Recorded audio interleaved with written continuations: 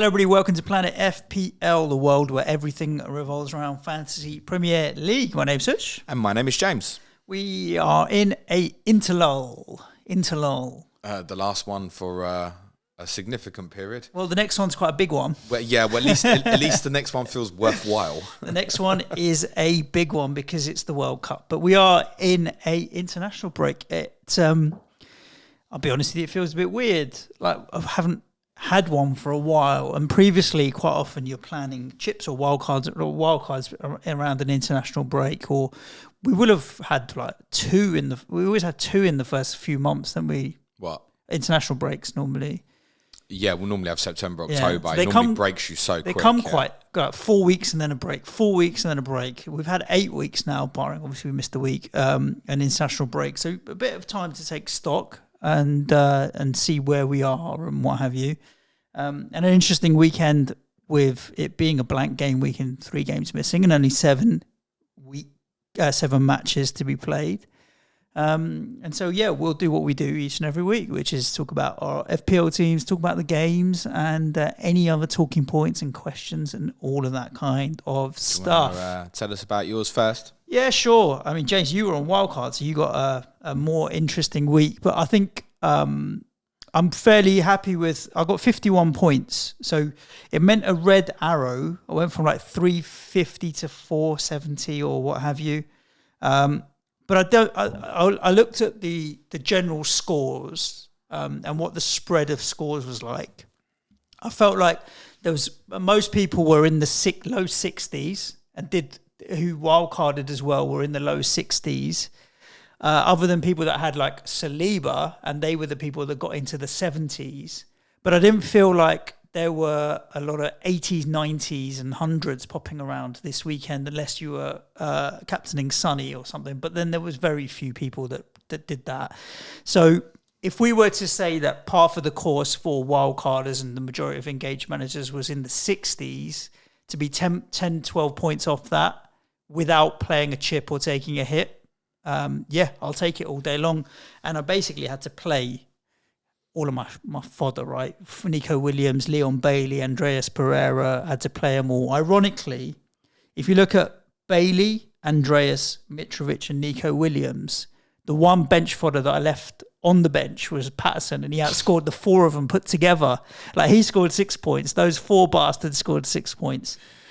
When you got Cancelo, De Bruyne and Haaland, that basically is like your safety net, isn't it? Each and every week. I mean, those guys are, 22, 31 points, just as a baseline. Did you get anything else? Just Jesus? Just Jesus. Martinelli, I don't know if you count that keeper? 1 pointer.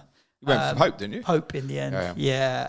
Obviously, Perisic did get me a return, but he just didn't get me the points that are associated with a return. So, you know how it is. It's one of them. Yeah, we had that conversation a few weeks ago about what's a return and what's a blank. Yeah. I really don't know where Perisic falls. Is it a return? I think it's blank, isn't it? 2 points blank, I think. Yeah. So if you look at it, if you'd said to me like you'd wildcarded and overhauled your team to get set up, and I would only lose 10, 12 points in ground, I would have taken that all day long. I've kind of then analysed what I do now moving forward and what I do with my squad. And I've got a plan up until game week 12. Wildcard game week 13 is the current strategy now. I've already made my game week 9 transfer, which I really don't want to do and didn't want to do. I'm very surprised you've done that. But there was price rises. So this is one of the things, like, what do you do with these price rise prediction sites? Isak looked like he was going up and Jesus looked like he was going down. So you've bought Isak now? Yeah. I might sell him. Yeah. No, I thought it's part of the game plan to get to Salah. My game plan right now is just treat it with a pinch of salt. You've got a game plan. This is good. Is Bailey, De Bruyne, and Cancelo will go to Trippier, Zaha, and Salah by game week 12, when obviously we have the blank for Arsenal and City, and then wildcard out of it. So those are the 3 players on my mind, and those are the 3 players that are going to move on. It will mean that Haaland and Martinelli are the only 2 from Arsenal City that survive. And that's why I need to maneuver my transfers around that. It's awkward, right? Everyone, Jesus, Haaland, De Bruyne, Martinelli, Cancelo, are all more expensive than when I bought them. So regardless of what happens, I'm going to lose. Assuming they don't go down, I'd have to buy them all back more expensive than I bought them, which adds a little bit of complexity to it. But Martinelli, Haaland are the ones that have risen by anything that's significant. I can see Jesus going back down to the same price I paid. Cancelo, there's only 0.1 in it, so I can see him coming back down. And De Bruyne as well. Like when they've got the blank, plenty of people are going to be selling them to move on to assets that have got games. So I can see them all coming down. So yeah. Okay, cool. I'm very surprised you went early though, Suj. Me too. But I haven't previously. I know. And guess what happened? Someone's getting injured. Yeah, true. But guess what happened? Isak didn't go up and Jesus didn't go down. Yeah, but it will happen. I've looked at this a number of times. Like 2 weeks ago when I bought Pope and Popin and Mitrovic in, again, the price rise indicator said that they were going to go and they didn't. They did the day later, but they didn't. There are other times where I've completely ignored price rise sites and I've lost value on players. It's a tricky one. I don't know what the right or wrong is to say about price rise indicators and whether to move early. But I would not recommend early transfers in the international break. Nor would I. And nor would I ever do it. But while I'm working towards Game Week 13 wildcard, I don't want to be sacrificing value anywhere particularly. Okay. So I did it knowing that I have bench players I'm willing to play. The ultimate was I've got bench players that I'm willing to play. Touch wood that nothing happens to Isak now. Or anyone else. Yeah, I mean, yeah, of course there could be other players that get injuries as well. What's my fallback? James's wild card. I was going to say this time next week, wild card. Yeah. I looked at the wild card. I looked at what would happen if I wild carded straight away into that team for Game Week 13. The reason being that it's like a set of dominoes, right? I need to downgrade Cancelo to Trippier to give me the money to upgrade Bailey to Zaha. So my transfers have to happen in a specific sequence to make it worthwhile. I want Zaha next week, but I don't want to lose Cancelo till the week after. So then the decision is, do I move off Cancelo 1 week early, or do I go to Zaha 1 week late? So I did look at the idea of just pulling the trigger and making all of those transfers in one hit. But I'm not coming off City, mate. Not at the moment. Okay.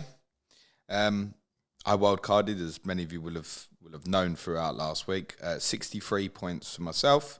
It's got me up from 1.8 million to 1.2 million. Not wildly good, but a decent start. And I think I was never under the thought process of wildcarding this week that this means I'm going to get 30 points more than the average. If you look, Live FPL Net tweeted that even of the Elite 1000 managers, there wasn't much in it. So those who didn't use a chip averaged 54.89 points in the Elite 1000. Those on wildcard 61.52. So not even like 7 points difference. Because 5 or 6 or 7 12 points difference. You have Perisic, Cancelo, De Bruyne, Martinelli, Mitrovic, and Haaland, right? Yep. So even wildcarding, 5 or 6 of your players or 7 of your players are going to be the same as most teams anyway. What got me the extra was Isak and Maddison. Yeah. So in a scenario where you'd wildcard and you have 5 or 6 different players, you don't, and no one does. It's not just you. We all have a core that is very similar, and that's why the 30, 40 point swings are not going to happen. 10, 15 point swings will happen, and it's a game that's going to be, you're going to make ground in inches, not in miles at the moment, unless you go really rogue and do something like Captain Sonny.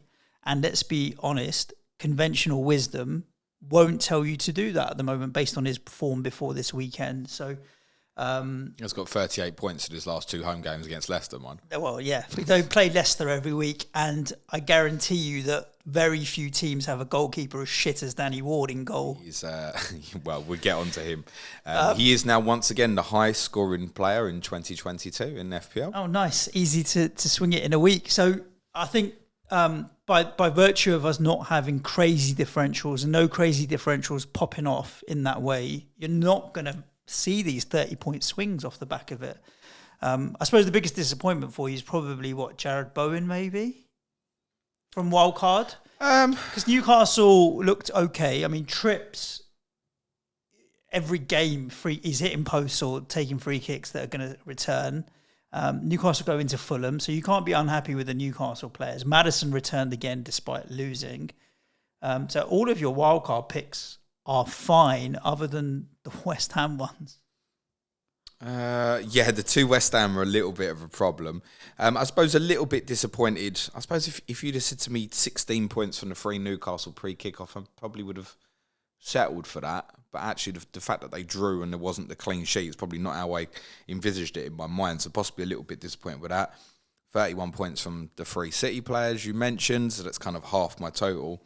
And then it's Maddison's return. Mitrovic is not going to return every single week. Yeah, I mean, if I'd said to you, Fulham are going to score 3, am I disappointed that he picked him? No. Am I disappointed that I kept Martinelli and they won 3-0? No. Am I disappointed that I kept Perisic when I knew he was going to start or rather got him in and Spurs scored 6? I'm not thinking on that. Perisic is getting a 2-pointer. So Isak and Maddison are the 2 players that took it above a bog standard week, if you will, and those 2 players have acted as differentials for me.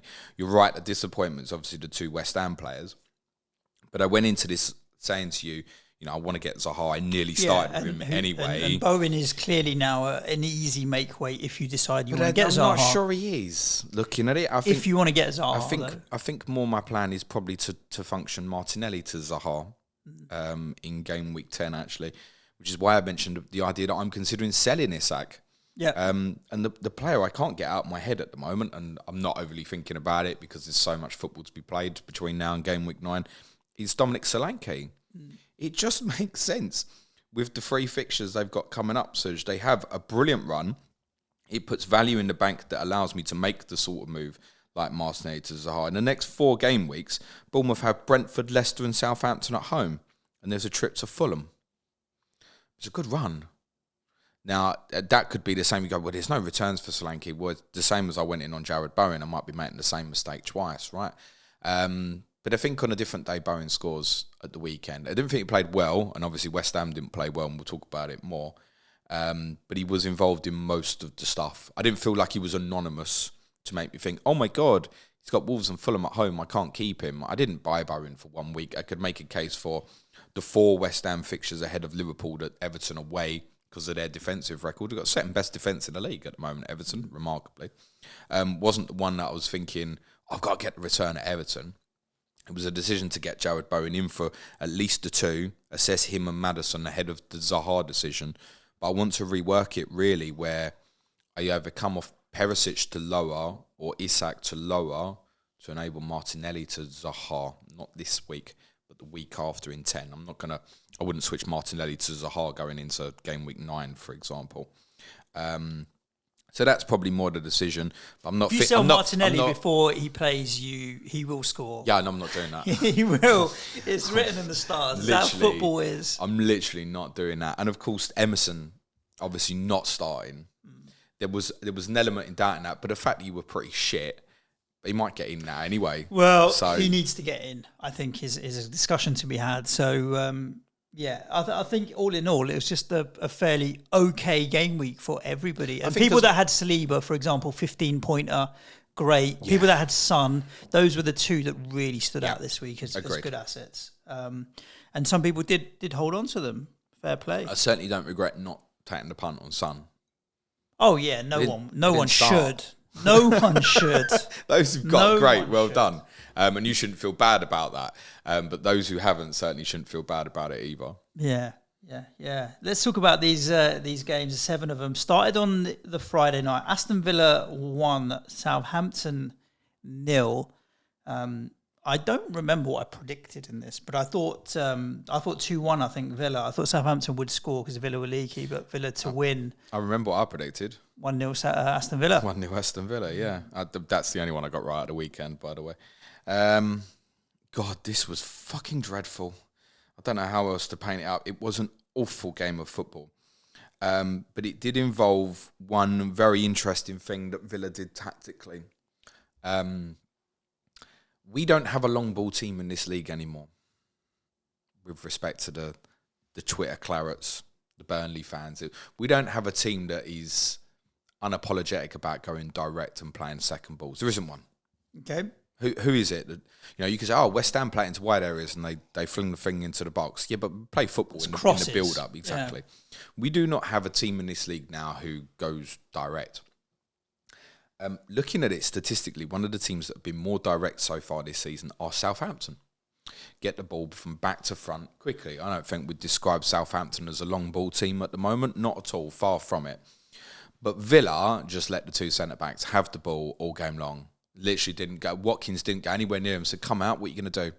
You're 2 men short in the attack. And it just led to this really, really slow-paced game where Villa looked like they were just happy for Southampton to have the ball in deep phases, and Southampton didn't really know what to do with it. Part of the problem for Southampton as well at the moment is the absence of Romeo Lavia, who links the team really well.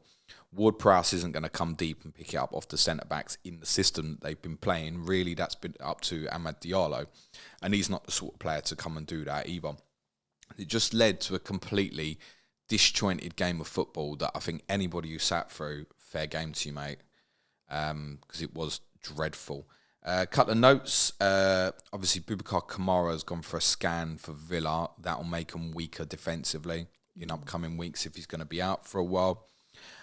Leon Bailey, particularly in the first half hour, will have had owners pulling their hair out. He's so nonchalant about things. It was like there was a couple of points he came back onto his left foot and I thought, whip that. Like Kulusevski did for Kane's goal. Yeah. Like, do it with purpose. There's no purpose in his play or anything. Really frustrating because I think most of us who'd seen him previously know there is ability in that player. Oh, tons. Now, it's not to say it's a bad FPL pick, by the way. It's 4.7 million, so your expectations are low. And those who went there is fine and probably quite happy with your 3 points or so. But yeah, really frustrating. For Southampton, the wide players also ended up really deep because I think because Southampton couldn't go long because Villa was saying you do what you want with this, they ended up coming really deep. Adam Armstrong and Gineppo's average positions were deeper than Southampton's wide central midfield players. Just so deep and disjointed. Bazunu needs questioning again for the goal. He should tip it over. I've questioned him a few times on this pod now, and I still think, I'm not saying he should come out the team, but like he's got to improve massively. He has to tip that over the bar. It's not a difficult save. It's also one of them annoying ones where technically by law it is correct for the goal to stand, but it feels wrong. It feels like it should be offside. Romain Perel might have an injury. Why? Because he was offside when the first cross was played? When Watkins had the header, he was standing Ramsey's offside. Then it so comes Bazunu off the bar. says it comes off the bar. Yeah, but it's a second phase of play, isn't it? They deemed, I think it was the touch was off Salisu. They deemed that as like next phase then. Yeah. It's wrong. He's not under control of the ball. He only plays the ball because Ramsey's there. If you said to him, mate, get out of the way, your man's offside, he'd get out of the way and leave it. No defender can do that. It's just a terrible law. Everybody hates it. Romain Perel might have another injury for them at left back as well. They're a bit stale at the moment, Southampton. This Lavia injury is not good for them. And I feel like they're struggling for goals. They've not started badly, but it just feels quite stale. I think as the season goes on, they'll likely be in trouble, and their fixtures don't overly appeal up till the World Cup. Really, and if you think about it, we talked about Everton being the second best defensive side, struggling for goals coming up against Everton next, City, and then they play West Ham, and then you're into the break. And now you remove the Southampton fixture from Villa's schedule. That doesn't look quite so great anymore either. Leeds away, Forest away. It's not bad, but I think if I was going into Villa, it would have been last week. Don't hold massive interest to me. No. Big victory for Villa, because obviously people have been circling around Gerrard and stuff. But it was a really, really bad game of football, which was influenced quite a lot by actually what was a fairly clever tactical decision from Steven Gerrard. I wouldn't overly be looking to invest in either of these two teams for FPL. No, agreed. Nottingham Forest, Fulham. There's a story here of some sort. 2 weeks in a row against your like relegation rivals, teams that you've come up with. Yeah, I mean, yeah, I was thinking more. That's factually right. I think it's more even relevant that there should be relegation rivals. I think Fulham are showing that they're not actually going to be involved in a fight this year. They're definitely the best of the three, no doubt. But to blow 2-goal leads twice. We didn't blow a 2-goal lead this one. Was it 1-1? They were 1-0 up in this one. Right. Oh, yeah, sorry. And he got... They still conceded 3 goals in 6 minutes. Picked up the consolation, didn't he? It's a problem. Fulham fans are it's a problem. Making T-shirts. I was there when Harrison Reed scored.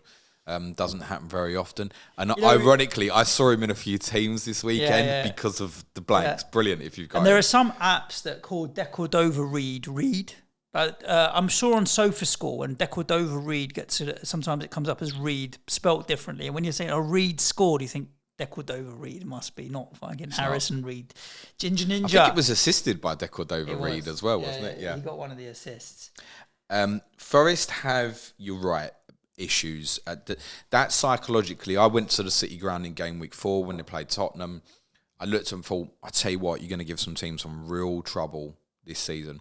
Since then, they got battered at City. I mean, that's really not the confidence somewhat. As did obviously the defeat to Bournemouth, which it must be said, although they obviously were 2-0 up and shouldn't be doing that, Bournemouth only really had the 3 chances. One was from long range, one was a set piece, and one was an error. And Bournemouth took the chances and won the game on that day. And they've had a really, really bad period in this game as well. So that's now obviously 12 conceded in their last 3, which is obviously relevant for a lot of people who've got Nico Williams. 17 in 7. And obviously 2.5 goals a game. They're going out. Conceding too many. The problem they have system-wise, and I watched quite a bit of this on Friday night after I'd suffered Villa and Southampton. Basically, without the ball, they work back into 5-2-1-2, essentially. So the wing-backs go deeper. It's a little bit like Tottenham becomes a flat 5. They have the 2 in midfield. The difference, and I was thinking about this, actually a strange comparison comparing Tottenham and Forest. But in the normal system that Tottenham play, which is more of a 3-4-3, it very much becomes 5-4-1 without the ball.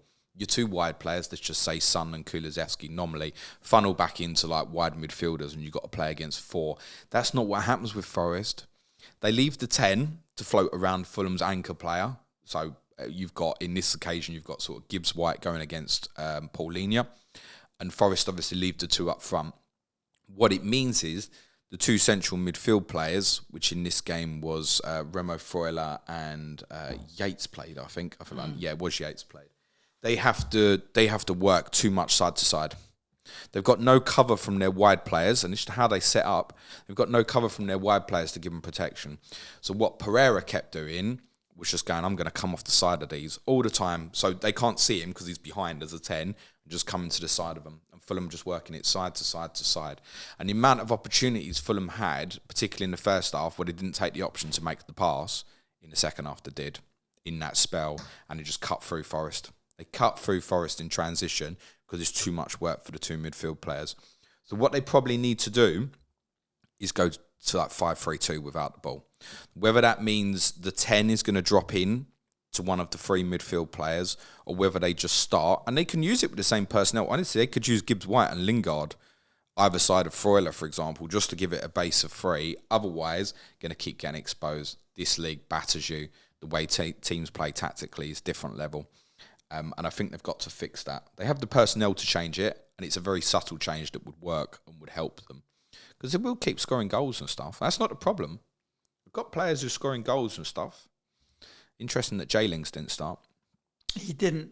But they go to Leicester this week. Now, I don't think that's a game you want, even though Leicester are bottom of the league. Like, if I said to you now, who's going to win Forest away at Leicester, you'd say Leicester. Yeah, I would, yeah. Because despite the scoreline at your game, probably they weren't shit. By the way, this could be great, that game. Like, it could be like 5-3. Yeah, so, and then they've got Villa at home, and then Wolves, who are decent defensively despite the weekend. So, yeah, it's unforgiving for them. They've conceded too many goals. The problem is suddenly they look the weakest. We'll talk about Bournemouth in a second, but Bournemouth have played 4 games against non-Big 6 teams and haven't lost. Yeah. And we're all, Bournemouth are worse. I mean, Bournemouth have conceded more goals than Forest, but that's because they let in 9 against Liverpool. If you take that 9 out, then they've only conceded 10 goals. Forest have conceded 17. They haven't only conceded 10, have they? Who? But who've Bournemouth played from the Big 6? If you take out the 9 from Liverpool. Yeah, 4 against City and 3 against Arsenal. That's 16 goals. It says Forest. No, Bournemouth. It says here they've conceded 19 goals in Oh, total. Forest you're talking about. Or Bournemouth. Bournemouth. Oh, sorry. No, Bournemouth, yeah. They've conceded 19 goals. Yeah, but 16 against Big Six opposition. Yeah, that's what I'm saying. So only 3 in the other So 4. overall they've conceded more than Forest, but actually if you look at it, their defence is better than Forest's. They've also changed keeper, which might be helping Bournemouth as well. I think Forest can solve the problems, is what I would say here. And I wouldn't discount them as definitive whipping boys. Players. But at the moment, if they don't change that system-wise, they're going to have a problem. Willy Bolly had a nightmare as well for debut. Nightmare. The centre-backs are championship level. That's going to be a problem. But I do think they can fix the problem just by dropping one more into midfield when they're without the ball. Fulham, good. They've had a brilliant start to the season. Don't be annoyed with Mitrovic's blank. I saw someone tweet and I just thought, someone tweeted about Pereira and said, what's the point of having this asset when Fulham are scoring 3 goals and he's not involved? And I'm thinking, you're going to fucking sell Mitrovic as well then, mate, because it's the same thing. It's just one of them things. 4.5. I did also see some people saying that now Willian's in there. Does that detract from Pereira a little bit? But again, Pereira he's still 4.5. Still took most of the set-piece stuff. And what I saw. And he's still cheap, right? At the end of the day, you have to temper your expectations on these. Just to note on Mitrovic, because I obviously had a long discussion with Dara the Tinkerman, and what a shout. He said that he'd heard Tim Ream was training at left back. By the way, I could never have foreseen that happening, which may have got some Nico Williams owners quite excited on Friday night when they saw the team. But what I didn't discuss with him, and I was thinking about it more afterwards, was about Daniel James, who obviously didn't start, and thinking, if he does get in the team, I've spoken so much about this Fulham team does play to Mitrovic's strengths. I don't know how Dan James plays to his strengths, other than Mitrovic dropping him and him going, blasting him behind. Whereas Willian, actually, his delivery, if you give him time, his delivery is good. Still be good for Mitrovic. So I think that's probably why he's got the early nod on this at the moment. He's an experienced player. Actually, he was involved in all 3 of the goals, Willian. Yeah. So Wolves 0, Manchester City 3. Look, the Haaland juggernaut continues. KDB with 2 assists, but I think the story is, because Wolves are up there as one of the best defences. If you kung fu kick somebody and leave your team down to 10 men against City, you're going to get beat 3-0 as a minimum. Simple as that. They're already 2-0 down, weren't they? Yeah. So, but you don't give yourself any fighting chance, do you, at this point? You finished. You absolutely finished. Your game plan's out the window. I mean, you're done. Arguably, your game plan's out the window when you're 2-0 down to City anyway. It just allowed City to just stroll through the game. Training match. Yeah, absolutely. City could have scored plenty more, I think, if they could have been bothered. And I'd said that to you on our Patreon pod on Friday. I said, they can't be bothered at the moment. No. There's a lot of games to come and stuff. They're winning games and they're easing through games at the moment. Even when they're going behind, they've got this kind of trump card, get out of jail with Haaland or just come up and do something. He could have had a couple more. City could have had a couple more. But, yeah. They completely overloaded Wolves in the wide areas with Bernardo Silva joining in on Grealish's side and De Bruyne joining in on Foden's side, which you've obviously seen on 2 of the goals, De Bruyne coming around the outside on the right-hand side. And actually on Foden's goal, he obviously fills Haaland's position as Haaland has come out wide. Really good rotation from the forwards. Yeah, dominant. And this is becoming an increasing feature for City, this overload in the wide areas. It's much better with Foden. When they played against Dortmund last week, Grealish and Mahrez in the wide areas were really static. Didn't have a shot on target to about 10 minutes to go. It's worth saying Dortmund defended very, very well. But it weren't great. It looked a little bit predictable. They're not as predictable with Foden on the pitch, in my opinion. And I was saying this on my deadline stream at the weekend, of saying if people want to go Foden, this is as confident as I've ever felt that he's going to get a run of games now. So I think Foden's a really good alternative choice at the moment to, Cancelo, De Bruyne, Haaland is quite expensive. If you want to save some of that money somewhere, I think Foden instead of De Bruyne at the moment is a really, really interesting option, actually. He is going to play, I think, as it stands, the majority of Manchester City games. And it's worth saying they have put themselves in a strong position in the Champions League, which the other English teams haven't done so far. So you would think at this stage that priority in terms of strongest lineups for City, bearing in mind City have got 2 games against Copenhagen coming up in the Champions League as well, priority will continue to go to the Premier League matches. That should also only be good news for Haaland. They've also got this gap with the blank in game week 12, which eases the fixture burden on them somewhat as well. So Haaland's not going to the World Cup, so he's going to get a massive rest, which means you feel like just play him every week, sod it. Although, as Pep said, at 22 he recovers better than anybody anyway. Yeah, I mean, so he's played the Wednesday night against Dortmund, 12:30 here. He's played the whole game basically. So there's no over concerns about him at the moment. Would you just captain him in 9? Is that your thinking? Yeah. Basically, yeah. I'm looking at it. I'm like, okay, they've got United at home, pre-gap, game week 12 gap. United and Liverpool as 2 of the next 3. But they don't feel like they're going to skip a beat. Southampton in the middle at home as well. It's 2 home games now. Man United, Southampton. I think I will be captaining Haaland. The crowd will be up for it because it is the local derby and they'll want to prove a point.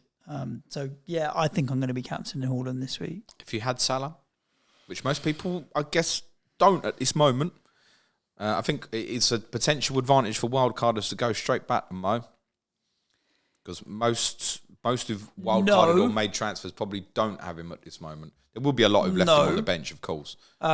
This one is, for me, is like then down to what narrative do you want to spin on it?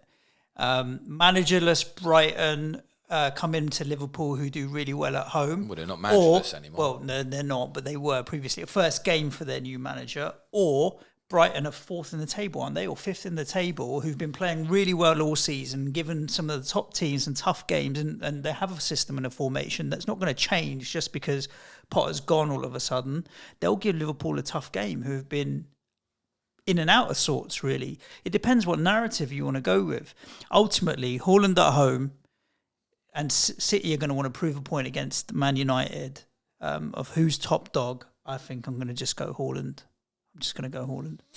Yeah, I wouldn't be thinking against that at the moment. Same for 10, then 11, there's more of a decision. But as I said on one of the shows last week, I wouldn't fear captaining Salah or Haaland in game week 11.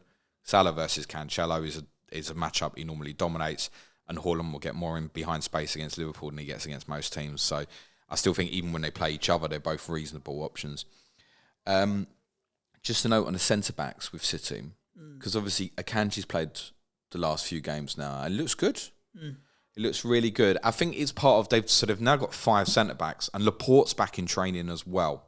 So if you're sitting there with a John Stones or something, this is now becoming very, very complicated. You got Stones, Diaz, Laporte, Akanji, Ake, 5, but not huge amounts. Diaz is the constant, isn't he? I'm not sure he will be. You don't think so? No, I'm not sure any of them will be at the moment. You've only got technically Kyle Walker right back. Obviously, Stones played this game at right back, can cover there. You've obviously got Gomez as cover for Cancelo on the left, so Cancelo can go to the other side. I think Ake can obviously play left back. And to be fair, in certain games, Laporte can play left back as well once he's back fit.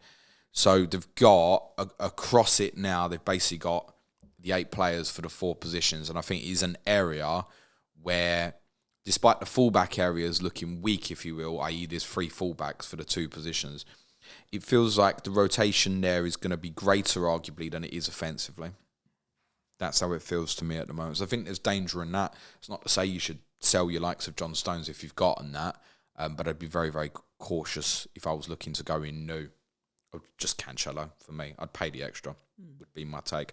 Wolves, we have to give them a little bit of credit, because you think at the red cards, and it is definitely a red card. They didn't capitulate, did they? Nah, and do you know what? They fought really well. It was a good sign. What was interesting, just as a note, and I don't think it's relevant for what goes forward, or maybe it is, because Collins obviously has a 3-game ban, and he moved Ruben Neves to centre-back. And I thought he did really well. But they had Mosquera sitting on the bench, and they had Toti Gomez sitting on the bench, and he didn't use either of them. So what that means when they go to West Ham, I don't know. But they'll be short of something that has been part of their strength so far. Because Collins has been pretty good, actually, for them. So he's obviously going to be suspended. That's worth noting for upcoming games. I think it's something very much to note for those like myself who have gone Jared Bowen early, that they will be a weaker Wolves that goes to West Ham. Newcastle 1, Bournemouth 1. Didn't see this result coming, to be honest with you. No. I'm sure I saw a stat. Newcastle have only won 1 game all season. Well, they haven't won since they beat Nottingham Forest in the opening day. and then 5 draws out of the following 6 games. It depends how you want to look at it. Do you go there winless in 6, or do you look at it and go, they've only lost 1 in 6, and that was lastminute.com at Liverpool? And how you want to spin exactly that. But credit to Bournemouth, to be honest with you. Yep. This is, I think, where they had chances from everything I saw of the game. Newcastle had the better chances and probably should have got a win out of the game. I mean, hit the post and a couple of times, and Joe Linton hit the post and Trippier hit the post with a free kick. But Bournemouth hung in and they had a few chances as well and did take the lead. I don't know about the penalty. It hits his hand. It diverts the ball. I think it is. If it hadn't hit his hand, the ball would have gone in for a cross and someone might have. Do you know what I think it was? It was the fact that he, apparently this is something referees look for, he locks his hand. This is difficult to explain on the audio. He tightens his fist. Yeah, exactly that. It turns it into a fist. And that's what made me think it was. There was something conscious, whether that's a flinch action or I'm not sure, but there was something conscious there. That I think it was the right decision. I mean, it was given on another day. Had it not been given, then there's no penalty. And Newcastle don't get favourable decisions, as we know. That upsets the Geordies. There you go. You got one there. I think it was the right decision.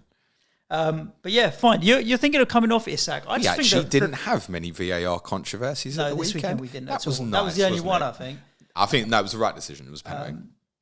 I think Fulham, Brentford, Everton as 3 of the next 4 is why I've gone in on Isak. And then the way I look at it is even on the other side when I come out of wildcard, okay, you come into Tottenham away, but the 2 after that, Villa and Southampton, I quite like. So I've gone thinking I can hold him through. I have very little faith in Callum Wilson's ability to stay fit. So regardless, I think Isak will be in there. And I think him being on penalties was an added reason why I decided I think he's the one I want to go for. Is he though? There was some, and I didn't see this myself, and I didn't see a lot of this game in fairness at the weekend. There was some debate that originally Guimaraes picked the ball up. I don't know. No, me neither. So he scored. He took it and he scored. Enough for me. But if he's back in the team with Wilson, is Wilson going to give it up? I don't think he is. It was a great penalty, by the way. Took it and again, it depends where you look. Narrative, we might call this podcast Spin Your Narratives. He had 3 shots on target, which I'd look at and go, that's reasonable. But anybody who seems to have watched more of the game than me reckons he was pretty poor. So, again, spin it however way you like. I think the fact he was probably quite quiet is what's helped him get the top bonus here, essentially, as well. So we'll take that. It's like looking at it going, oh, you didn't go with Jesus. Jesus really hurt you. Actually, no, that got me 3 more points, actually, than Jesus, and there's an extra $1 million in the bank. I just feel like, Suj, I couldn't not go for him, I felt, in my position on wildcard with that Bournemouth game immediately there. And you're absolutely right. The upcoming fixtures are very good, but moving that money, it's potentially going to be, allows me to get Zaha in and keep the other players that I want, or is going to allow me as well to get Reece James in, which I don't have at the moment, for example.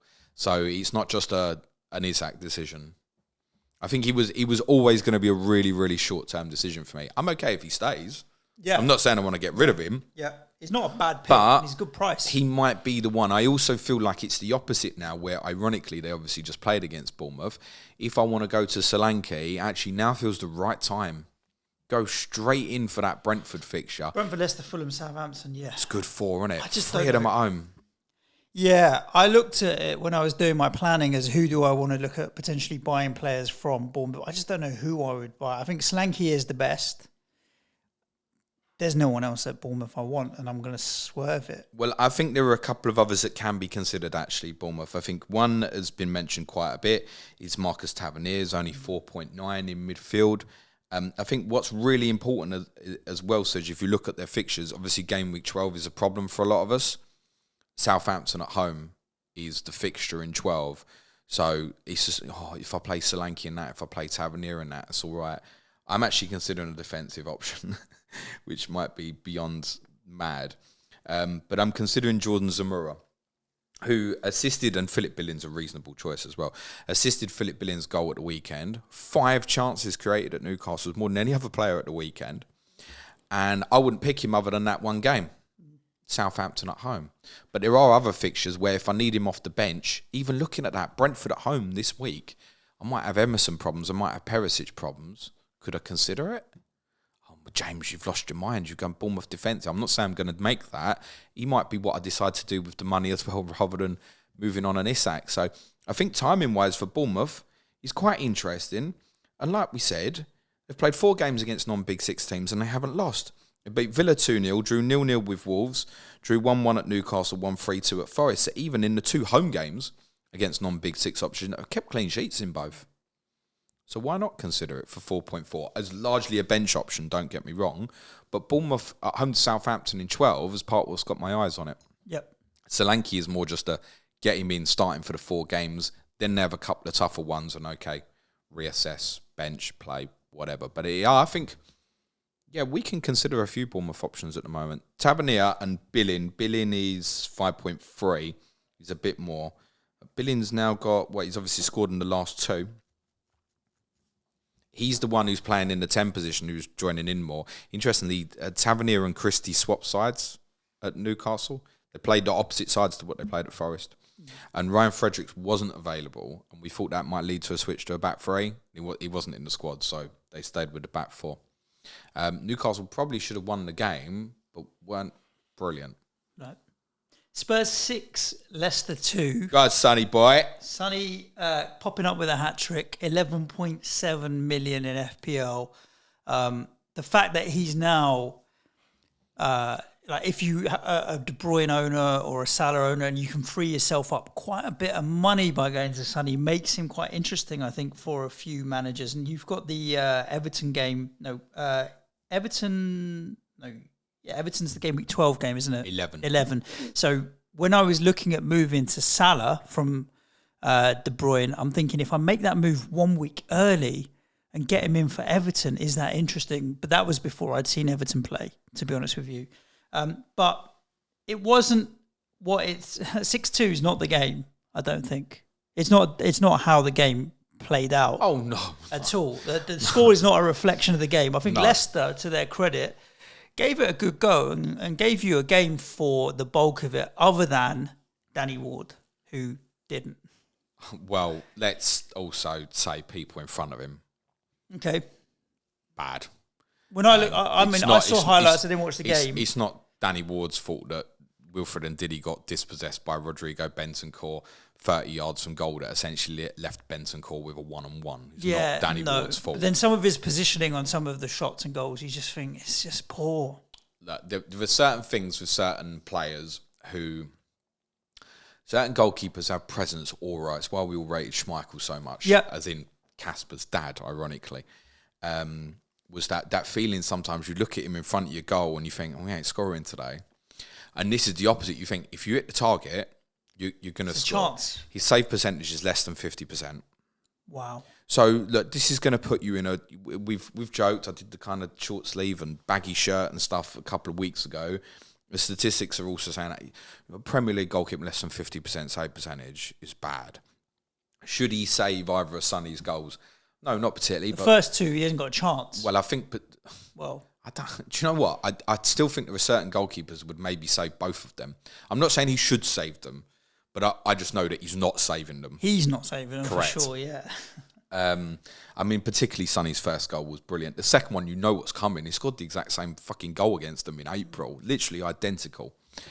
And when Sonny goes through for the last one as well, I didn't think for a second Ward's keeping it out. And he nearly did, in fairness. But he should have. That he should have saved. I mean, I've been heavily critical of Kasper Schmeichel in the past on the set pieces. Ward hasn't fixed this problem. It's not any better. I'd argue it's not any worse from set pieces, by the way, but it's certainly not any better. Kane ends up right on top of him for the first goal. That said, again, that's, by the way, Leicester's defending as well highlighted by, I forget it was on Match of the Day on Saturday night. But Wout Faes and Johnny Evans both come out to try and push the line up. They're the 2 centre-backs and everyone else stays deeper. Like, your communication there is abysmal. So you've ended up a position where you're too deep, you're on top of your goalkeeper, and your 2 best headers are out of the game because of the way they've set up. It's disastrous. I did think it's as well. demoralising for the strikers and the attacking players, because you're like, we've gone and got 2 goals away at Spurs, and then you're letting the And so they've bought this new centre back, Wout Faes. Yeah, Faes. Is it Face? Yeah, Wout Faes. Whatever. I just thought I was looking at David Luiz all fucking game, to be totally honest. I honestly watched the whole game thinking about David Luiz. I remember when Wout Faes signed, I sent it to Manchild, why are you coming fast?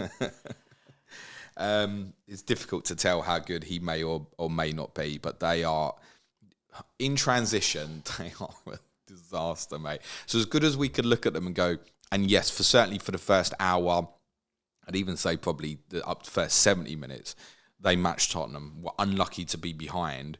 They got destroyed at the end of that game. Every time they lose the ball, they look like the opposition's going to score. And this was nowhere near as bad as the performance at Brighton, and yet they've got beat even worse. They're a disaster. Honestly, they could beat Forest 6-4, 7-5, I don't know, mate. They're not going to stop conceding goals. I've been saying for how long they need to score 3 goals to win a game of football. Well, judging by their away performances this season, 4's not enough. They conceded 2 at Chelsea, lost, despite Chelsea playing the majority of the game with 10 men. Conceded 4 at Arsenal, 5 at Brighton, 6 at Tottenham. I don't know how the manager is still in a job, to be honest. It's just not working, is it? Yeah. It's not working.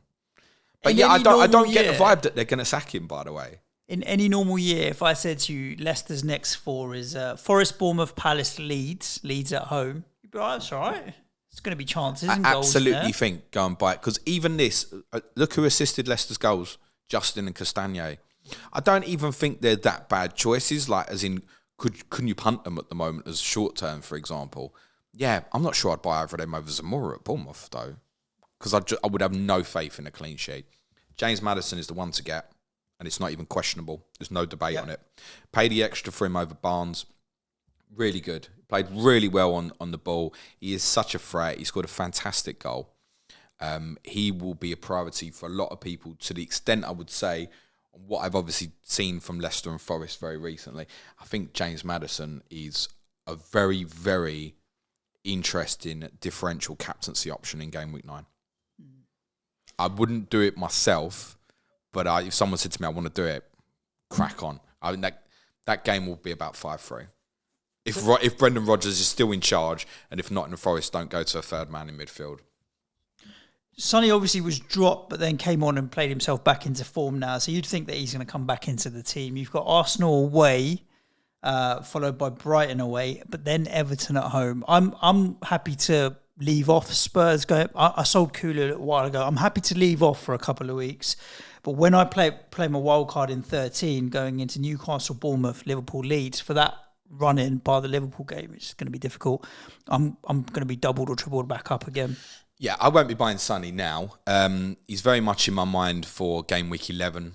The Everton home fixtures when Liverpool City play each other. It does feel, as much as I call him big game Kev, to have Sonny versus Everton and Manchester United rather than just KDB away to Liverpool. If we think about it like that, it's a sort of move that potentially makes sense. Yep. It might be 2 for 1, James. Yeah, it's very much a Sky theory, but if you can, Sky managers will certainly understand what we're saying now. Yeah, I'm very much going to consider that move then. I won't buy Sonny now. No way would I buy him before Arsenal away. I think even if De Bruyne got injured this week, I'd buy Zaha. Yep. And I'd come back to Son later on. Yep. So to get back to the free City, because I obviously don't have the wild card like Suj does, I'd then look at, probably not in 13, but maybe in 14, like Bowen to Foden for that last few, for example, something like that. Yeah, he's very much in my thoughts. I like that run from Newcastle onwards. Newcastle at home, Bournemouth away, Liverpool at home, Leeds at home. It's 3 home games out of 4, obviously, to finish with Bournemouth away as the away game in there. And Liverpool is not a bad fixture for Son specifically, if he's going to be up against Trent, for example. What's the Champions League spacing between game week 10, 11, 12? As in for Tottenham specifically. Because game week 12 is a midweek. So game week 11 is the weekend. So between 10 and 11, is there Champions League? Yeah, so we'll play Frankfurt at home on the Wednesday, Everton Saturday, then it's Man United Wednesday, Newcastle Sunday, then Lisbon at home Wednesday, then we go to Bournemouth Saturday, and we go to Marseille on the Tuesday. I'm just thinking about Son versus Salah. So Son, Everton at home and Man United away versus Salah, City and West Ham at home. As bad as West Ham are, with not conceding shed loads of goals, it's 1s and 2s. So I do think Son's a better option in those two, Everton at home and Man United away. I think he'll outscore Salah in those two. He has the potential to outscore Salah in those two. So yeah, I think talking about the highest scoring player in FPL this year. So yeah. It's and that's despite him not scoring in the the last 9 games that he'd played, or 8 games he'd played in all competitions. The dropping was right, by the way. Resting was the right thing for the team, because Richarlison had been playing really well and it was becoming a little bit of a burden. But I think he just kept playing him because he kept thinking, I can't rest him, I need him to score. I can't rest him, I need him to score. But it obviously worked out enough that you can have Leicester late in the game here and there'll be chances for you, almost irrespective of what the score would be. So the manager's proved himself to be on the money again. I wasn't happy when he changed system. I'll talk about it more on Tottenham, but he was absolutely right. That movement to the 3 in midfield, which I wouldn't be hugely surprised if Tottenham started with at Arsenal. I don't think we will, because the idea of leaving 2 of the front 4 out now just feels wrong. But stylistically, playing Bissouma, Bentancur and Højbjerg at Arsenal might strategically be the right option. If it's then a 2, it has to be Kane and Son, I think, as it stands. But no, I would not be rushing to buy Son now because he's destroyed Leicester in 15 minutes when it's Arsenal away and Brighton away. Just need to see a little bit more. Almost playing against Leicester right now doesn't feel... It's just not comparable to anything else. They've conceded more goals in their opening 7 top-flight games any team since 1965. 22 to be precise. Yes. Which was West Ham had conceded the most, and obviously West Ham then went and won the World Cup. Unfortunately, Leicester. What, 1960? Is that the 1966 year that we conceded more? That's right. Interesting. Yeah. Fun but fact. Unfortunately, Leicester are not going to be winning anyone the fucking World Cup in Qatar.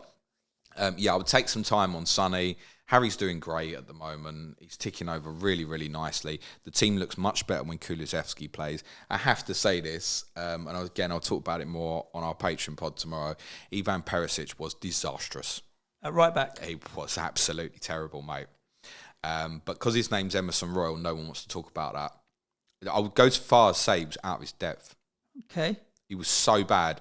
And when he decided, he switched him over towards the end of the first half, which had said on my stream that Sessegnon can play on the right-hand side. When he switched him over, it was a bit better.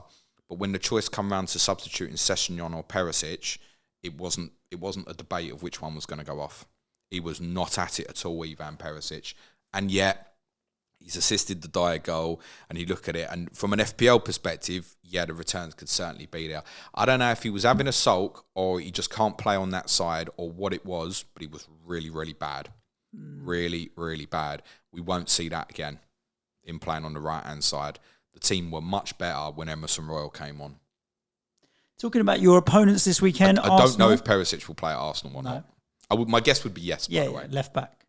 Left wing back. But Brentford 3, Brentford 0, Arsenal 3. Accomplished performance from Arsenal. Really controlled the game. Took their goals well. Had more chances. Raya had to make a few saves from Jesus as well. I was hoping for a miracle from him because a lot had sold him on wildcard. He came up with 1 goal, which I will accept as perfectly good. Brentford just didn't have... There was only... I watched the second half in more detail than the first. First, it was background noise. It was only when they did the minutes applause for the Queen that it felt like Brentford had any period of play in the game. Other than that, it was just all Arsenal. They were excellent. They were very, very good. They are beginning to look like an extremely good side. 3-0 was about right on this. Completely dominated. When Brentford beat Arsenal on the opening day last season, they went very man-to-man, were very, very brave. I don't know if it was the earlier kickoff, the atmosphere feels different and vibes. It's worth saying Arsenal had a lot of key players missing that night that they lost to Brentford. And yes, we can't get through a podcast without Suj sneezing anymore. But Arsenal were head and shoulders above. Tony spent most of the second half walking around frustrated. I think Gabriel had said, "I'm going to tweet. I'm going to tweet about this kickabout with the boys." Yeah. He looked like he wanted to hurt people in the second half time. He couldn't even get near them to hurt people. That's they all tweeted about it actually afterwards. That was just Gabriel, wasn't it? Nah, I saw the 15-year-old kid tweet it, and I saw. Did he? The young boy? Yeah, loads of them did. And I was like, oh, Tony be the same thing. Tony be waiting outside his now school. I remember now. It was Tony tweeted that nice kickabout with the boys. I get it. Yeah, even the 15-year-old kid that came on. Vieira played well. In took 10 his goal position, very well. which is important because obviously Odegaard was missing, and I think there is a concern for Arsenal that when key players are absent, you wonder about the potential brittleness. Vieira played well, obviously got a great goal. You've got the young boy has come on, who I'm not sure his record will ever be beaten, such Ethan Nwenry. 15 years, 5 months, 29 days. That's absurd. He's not just become the youngest player, he's become the youngest player in Premier League history by about 8-9 months. I don't know if that'll ever get beat. When he came on, it really got me thinking, should there be a minimum age to play in the Premier League? Should there be a minimum age? Yes, I think probably should. Just starting to think about, he's not mature enough to deal with everything that goes with it. I really don't want to come across critical on this in any way because I think it's a really nice story. But I do wonder if a 15-year-old should be playing in the Premier League. Yes. Are they mature enough to deal? Like, say something had gone wrong. Say he slips and Brentford scored a goal, and then he's starting to get pelters and stuff. At 15 years old, is he emotionally mature enough to deal with? Well, the they put pressure? him on in a situation where there was no pressure. I get that, and if he's good enough, if you're good enough, you're old enough kind of mindset. But 15 years old, just think about what I was doing. Like, he's only 5 years older than my oldest son. I'm thinking, that's mad. But credit to him, he's come on, he looks fine. Yeah, I don't mean to belittle the story in any way. An interesting debate to think about. Should there be, like, you have to be over 17 or something like that. But he's 15, he's playing in their under-19s regularly week in, week out, and you just think, wow, unbelievable. It's a credit to him. He's obviously a super talent. Shout out for Xhaka, who... honestly, he's a viable FPL option. 5 million. Not even joking. Yeah, is it 4 attacking returns now? Yeah. I think in 7. It's decent. He's playing a very different role to what he's played for Arsenal in the past. Basically plays as a left-sided 8. Great cross for Jesus' goal, who scored again. It's worth noting on Jesus, he's on 4 yellow cards. A booking against Tottenham would rule him out of the Liverpool game. And then suddenly you're in a position where you've only got him for 1 week in 3. He's gone now, so done. So I think, although he's doing great, it's like me taking Jesus out on wildcards, not thinking, I suddenly think Jesus is shit. I think he's one of the most underpriced players in the game. It's just there's alternative options at the moment with the likes of Isak, Mitrovic, and others as well. So just be conscious, he's 4 yellows. There's every chance you could end up in a position, say he gets booked against Liverpool, he's going to miss Leeds and then blank, isn't it? To hold for 2 weeks is big, isn't it? Yep. And there's every chance you may want him back for Southampton away in 13. Brentford go to Bournemouth away this weekend, and then Newcastle and Brighton follow that. I still would make them favourites away at Bournemouth, but I think it's going to be a tough game. I'm not sure I'd make them favourites in any away game. It's all if they turn up. If they turn up and play that high-pressing style, I think they've got doubt capability with them of beating anyone. that they'll turn up. Just their away record is not great. A lot of their good results do tend to come at home. So wouldn't be surprised if Bournemouth turn them over. And then very quickly you're into Newcastle away, Brighton home, Chelsea at home. And if you have a few bad results, guess what people were talking about, Suj? Relegation battle. Second season syndrome. They changed to a back 3 here with 2 up front. So Mbumo played alongside Tony. And as soon as I saw that, I tweeted, not good news for Tony. He's not. He's much better on his own. It's well known. I meant to look into some statistics to prove that. I don't have them with me, sorry. But I know that he's much better suited having 2 people either side of him where he's the focal point, where when he plays in the 2 with Mbumo, the distances with the midfield are bigger and he ends up being he kind of does what Kane does. He ends up dropping in really short and stuff, which is fine. He does a job for the team. It's not good news for FPL. Now, what they're going to do next, what I'm saying is arguably irrelevant because they may go straight back to a back four. So I don't think it's alarm, but I think you should be aware that when they play a back three, it's not great for Tony. On this performance, they'll probably go to a back four. Christopher Ajer was back available. I don't think he wanted to drop Janssen or Ben Mee, so he went with the three. I think the right solution for Brentford, particularly going to Bournemouth next, will be to make a decision, go to a back four, get Mbumo one side and Visser or Lewis Potter the other side of Tony, and that will be better for him. So it's not an alarm, but you should be conscious. If I think if Frank came out and said, yeah, we're definitely going to go back three every week now for whatever reason, which he won't, then I would be alarmed. They weren't good. No. And we don't often say that about them. But Arsenal were very good, yes. You know, they on their roll. I think with Arsenal at 2 tough games now, Tottenham, Liverpool, and it will really test them and see how good they are. If they come out of that with 6 points, for example, you'll be like, okay, this juggernaut is rolling on. Yeah, it's probably not investing Arsenal new as much as saying, like, even Jackie because can consider. What's coming fixture-wise, Tottenham, Liverpool, Leeds away before the blank doesn't make you think you want to go in new, I don't think. But if you're on wild card, the likes of, I think particularly Saliba and Martinelli are still very viable. I just checked with, say, Saliba, are you actually going to want to start him in these upcoming games? But like you said earlier, those who own him have probably done the best of everyone this week. Yep. To get that haul off of him. They're doing really well as a partnership at the back. They're much stronger defensively. They're in a title race.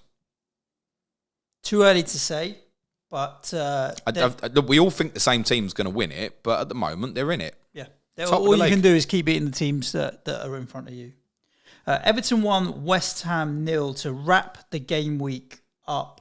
Again, not a good game of football, but also sometimes games of football that are not technically maybe very good can still be enjoyable to watch. And that's how I felt about this one, really. I thought you enjoyed this? Yeah. I enjoyed the blood and thunder and end-to-end nature of Premier League football that you don't get in other football, right? I saw things that I didn't expect. And I think, okay, this is interesting. This is nice to see. Go on then. From Everton's point, not from West Ham's point of view, from Everton's point of view. But just reflecting on it, you're looking at the whole Everton team, right? They had 7 players in their starting that were not in the first team last season. Begovic for Pickford is a reserve choice. It's not really. But he did Patterson, well, Begovic. Cody, Tarkovsky, Onana, Gay, Mope. None of them were anywhere near either in the squad or in the team. Mope has scored every time he started against West Ham. That's mad. There's nothing worse than losing to a Mope goal. And when you look at that team now, they've added a lot of physicality, and they approach the game with a lot of physicality, which was unexpected. Like Everton were a bit soft previously, whereas now they're fighting for the manager and they're not scared to take it to the opposition and make it a physical game.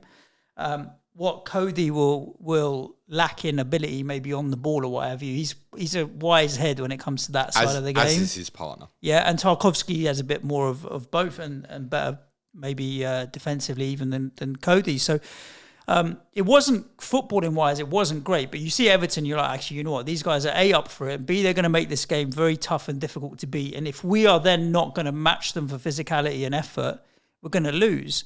And I felt after the first half that unless we changed gear, we were going to lose because they had more desire in them. And that's ultimately what happened. And if you look at the flip side on West Ham, who we've bought a lot of good players this summer, there's no doubt that all of our signings are good players. The only 2 players in the starting 11 that weren't in the team last year were Paqueta and Kera, who are both, one's played in the Champions League final, one's Brazil's number 10. You think, okay, that should improve us, yet we look worse. Kera playing the Champions League final? For PSG. He playing the final? He did. No, really? He started the Champions League final for PSG. I feel like I want to check. Nico, Google that. He did, I'm telling you. And then you think, but then why do we, after the back of it, look so stale and old when we've only got 2 new starters compared to the fresher look in Everton? And it's because there's so many players that are not playing well that are still holding on to their shirts. Creswell is not playing well and he's holding on to his shirt. Souček's not playing well, he's holding on to his shirt. Bowen's not playing well, he's holding on to his shirt. Antonio, I can't criticise his recent performances have been better, but again, if he didn't play well, And you're like, come on, man. But then there's players, Emerson, Ben Rama, Downs, Skamaka, Cornet, that can all come in and freshen it up, but they didn't get the chance. I don't know how much is made of... we had to stay in Denmark until Friday evening. Didn't come back till Friday night, and then went to... Friday night? Yeah. Why? I'm not sure. I don't know. And then we went up to Everton on Saturday afternoon, and it's a lot of overloaded That's travel. messy, that is. I don't know. I don't even want to make that as an excuse. Everton deserved it. West Ham didn't. But ultimately, you still don't think we're going to be in a relegation battle. I still don't think we're going to be in a relegation battle. We just need to kick into gear, and it's just not happening right now. I expect you to do well in these forthcoming games. Morpay's first goal in 12, though, Suj. It's only his second goal in 2022. Yep. As I said, he's Kera needs closing down every quicker. time he started. I actually thought he won a lot of headers in the game, it felt like, Kera. Maybe the ball was in the air a lot. Nico, did Kera start the Champions League final? He did. Well done, Suj. Wow, yeah. I can't remember that. I know they swapped sides as well. So Kera played left-sided of Zuma, whereas previously played on the right side of him. Interesting. I don't know if there's anything in that in terms of distribution they've worked on. Heung-Min Son, Suj, as a substitute, has now scored as many goals as West Ham this season. Why did the league? Obviously. Why did I buy Jared Bowen? Because you said you're a fixture head. I'm a fixture head, yes. But I think we all disregarded how much more difficult Everton have become to play against. Onana and Ghana, just to get in the middle. I think they're it's strong. What's the word? It's strong now. They take no prisoners. Well, Ghana plays, and they've had a real problem for years. I'm sure Evertonians will agree with this. They've had a real problem defensively in transit. Someone who would actually properly sit there and protect the back four. And Ghana played much deeper than the other two at the weekend, and I think that's better for them. And you've got like two wise heads in front. What you've got as well, with Ghana dropping in deeper, it means Cody and Tarkowski don't have to step out, and they're liable to get turned if they do. So they can just defend the box properly. The two fullbacks are playing well. Mikolenko, Patterson. Patterson really is the one, isn't it? In hindsight, I probably wish I'd stuck him in rather than Emerson. They go to Newcastle in 12, which doesn't feel great. And I don't know when I'd start him otherwise, despite some interesting fixtures. Everton. I just don't see him getting battered at all. No.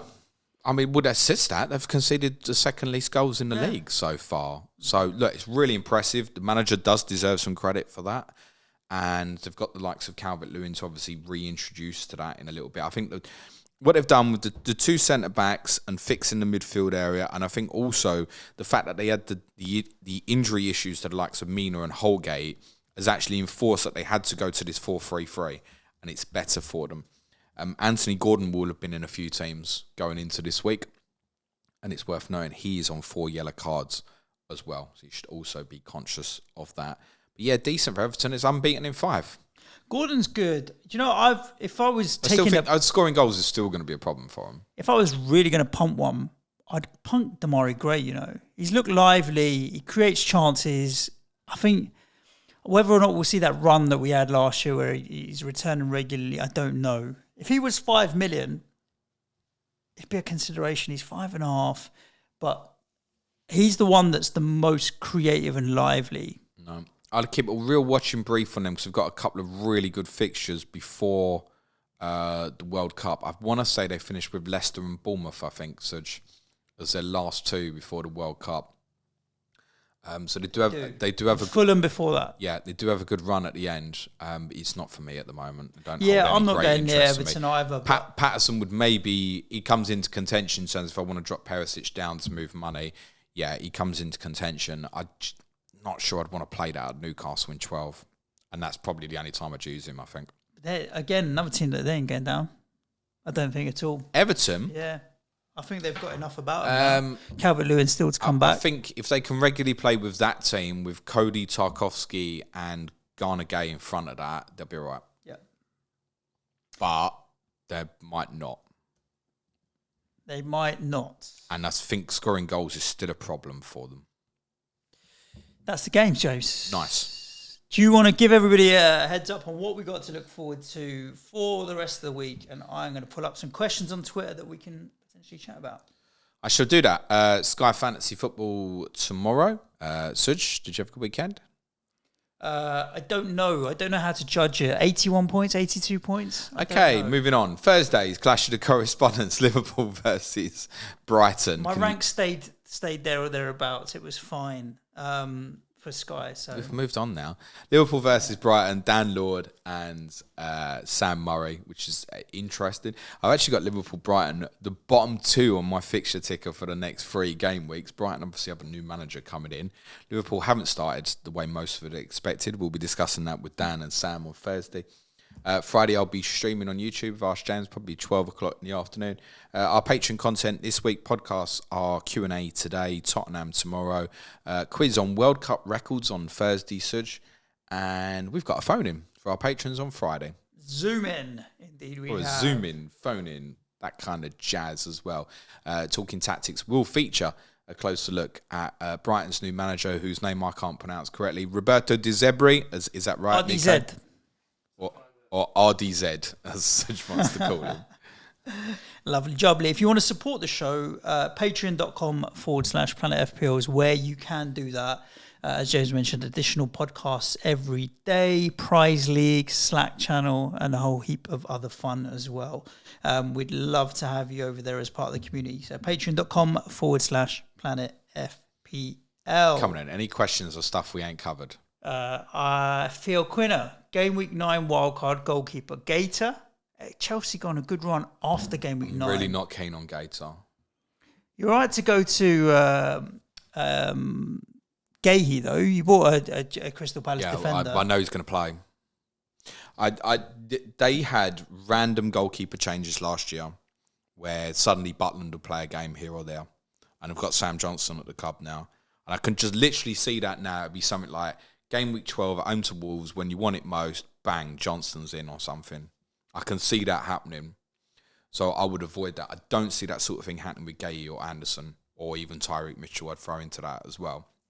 With the goalkeeper, I think it could change. He's playing well, by the way. He was outstanding at Newcastle in Game Week 6, which was their last game, I think, which feels bizarre. No, I wouldn't go for the keeper. I would go Gahey or Anderson, use it when you want to use it. I think there's danger there. There's no danger in... If you were going for a combination, Newcastle Palace, and I could get you'd want to pick Trippier over Pope, I could understand that. But if you want that combination, I'd rather you went Pope and Gahey or Anderson rather than Trippier and Gator as an example.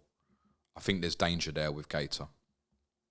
Archie Manuja wants to know if you'd bother with any West Ham assets on wildcard or just avoid.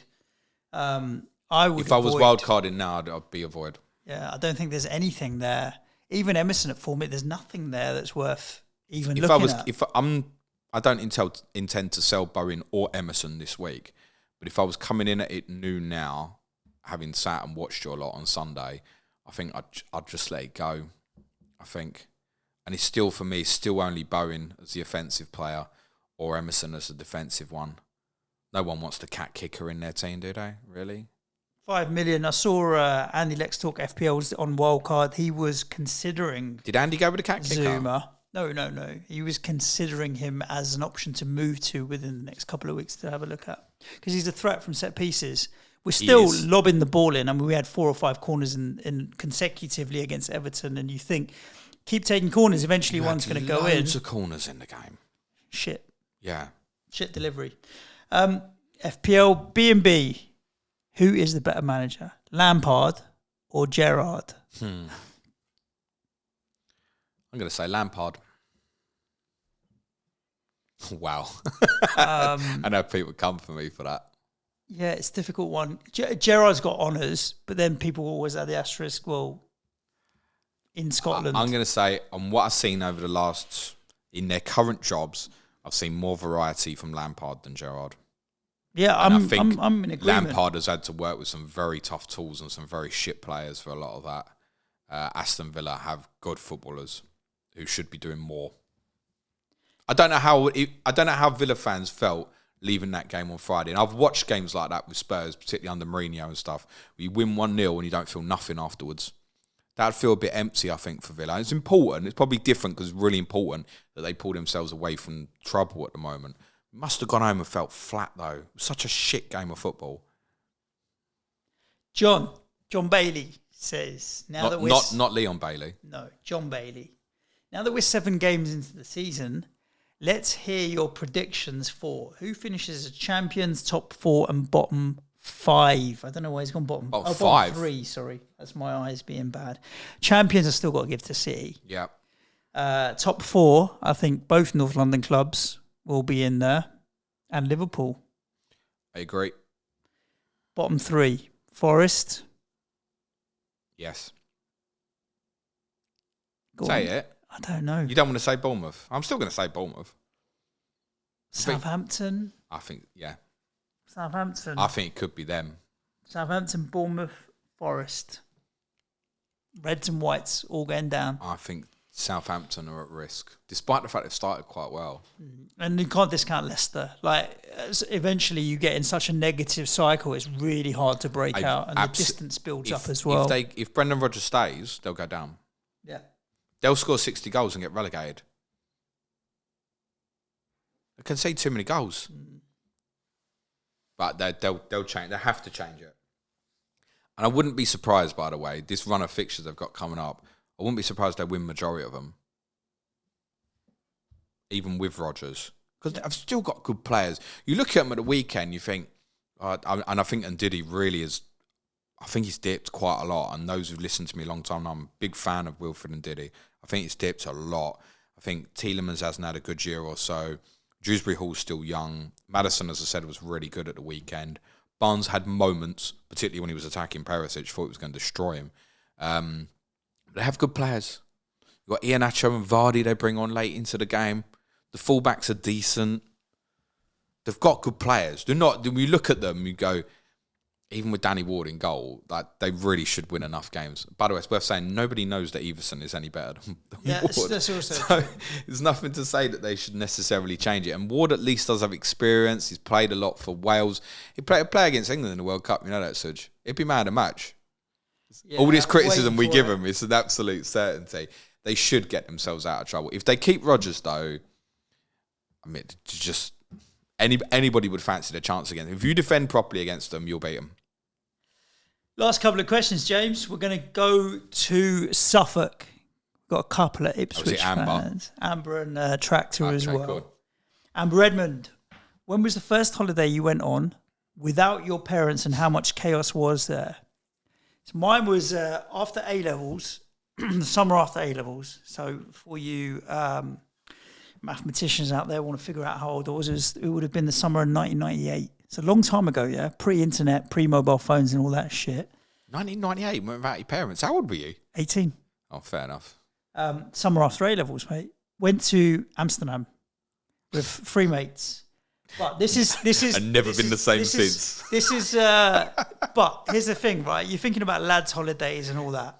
We went on the coach and we stayed on a campsite. So it wasn't even like one of them mad holidays. We were just, went on a bus overnight and stayed on a campsite for 3 days. That was my first holiday without my parents. But Amsterdam's Amsterdam. It's a good laugh. I went to Blackpool with Majuli. We were about 18 for a week, yeah. Whole week in Blackpool. And he started going downhill when I told him I wanted to marry her in a Chinese. How pissed were you? Very. Oh, shit. Why a week in Blackpool? Sorry, Blackpool. Why not? Okay.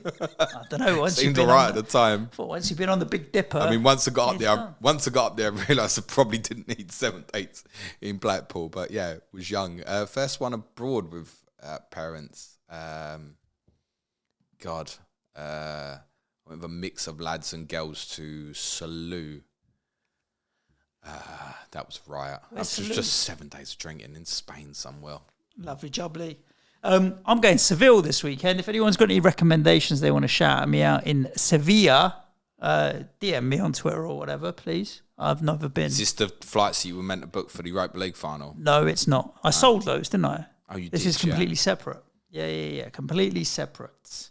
I'm giving the last question to FPL Tractor because these Ipswich fans, they don't know what to do with themselves.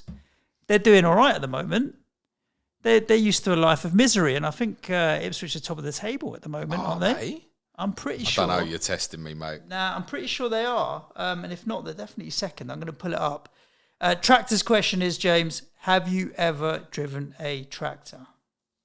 No. They are top of League One, yes, on goal difference ahead of Portsmouth, for whom Dane Scarlett is doing very well at the moment. I did hear that on the weekend. No, I've never driven a tractor. No, me neither. I don't think I've ever been in one that's moved. There you go.